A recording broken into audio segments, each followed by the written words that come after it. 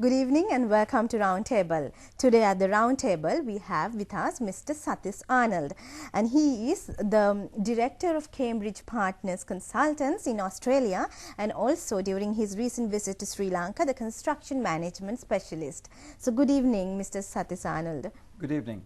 Mr. Arnold, to start the whole discussion, let's go ahead and describe a little bit about yourself, about your background. Well, I'm Sri Lankan born. I was educated here at Royal College and at the University of Ceylon. Then I went to Australia and I was educated at the University of New South Wales. And I started my career first in civil engineering. And then I moved on to education. And in the government of Australia, I was Director of Research Policy. And I then moved on to universities. And I had senior positions at the Australian National University, at Murdoch University in Perth, and at Curtin University. And I've since started my consulting practice as a director of Cambridge Partners.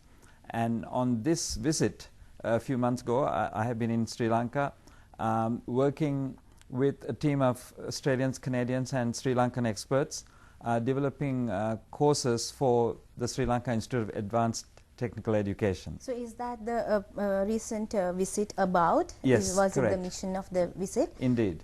Okay, so if you can elaborate as to what exactly you are doing with the Sri Lanka Institute of Advanced Technology. What is it about? Well, my own role in this project is to be the international specialist on construction management. And I have a local national counterpart, Professor Deepamala Abeysekera, who is a former Vice Chancellor of both Open University and Morato University. So Deepamala and I together formed the team developing a new capacity in construction management education. So that's interesting, Satis. That is like about construction management. Now, when you say construction management, what is it exactly about? Construction management, we could say it is the effective management of any civil engineering works. It could be a building, a road, a bridge, a dam, or a water supply works. But by effective management, we mean deliver safely and with quality, and deliver on time and deliver on budget. So, I mean, when you talk about construction management, construction is a key word and a strategic word, especially looking at the development phase Sri Lanka is going into, because we know that we are also targeting to be a hub when it comes to the ports, and then many construction projects are taking place. So, I guess in that particular framework, the management of construction management becomes extremely crucial. So, before going into that, can we describe or discuss some issues that the construction industry face? Yes, certainly. It's a major industry. It's about 6.5% of Sri Lanka's GDP. That's about 300 billion rupees annually. That amount of work. And but it has had a very difficult period, say over the last 10 or 20 years.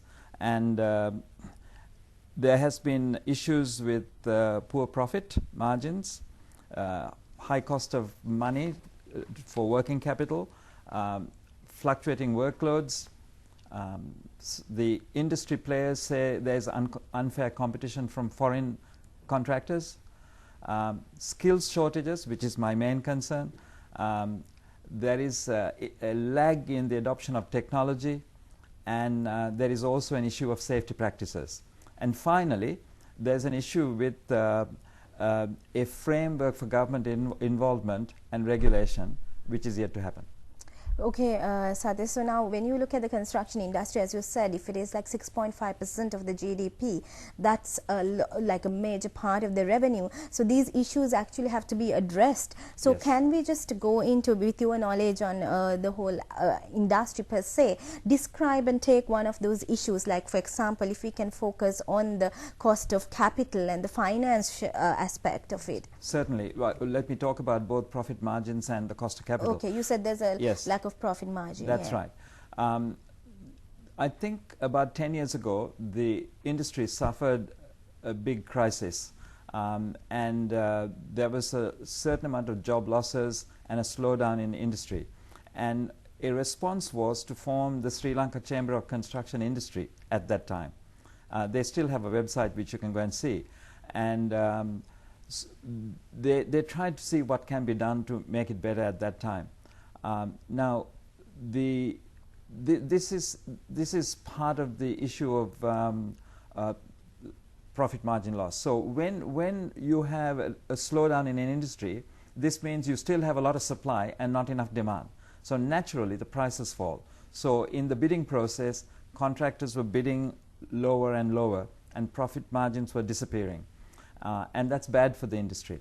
I think they are now on the road to recovery. I think that's a lot better now, but there might still be a little bit of a residual issue where the bidding for jobs is still at the jobs are being awarded at prices that are too low, probably still to some extent.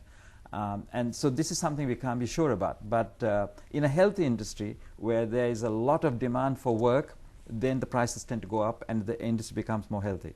So what is like the capacity for employment, so to say, in this particular field, the construction field? It's a large workforce. Based on some earlier studies, I would estimate there's over 400,000 people employed in this industry in Sri Lanka today. And the other thing you asked about cost of capital, that's yes. a big issue as well, because the tradition here is that banks don't easily lend money, and the conditions that are put to get working capital are too difficult. Interest rates are relatively high. So if you've got foreign contractors who are competing and they get access to foreign capital at a much lower rates, so this becomes very difficult for the local contractors as well. So cost of capital is an issue as well.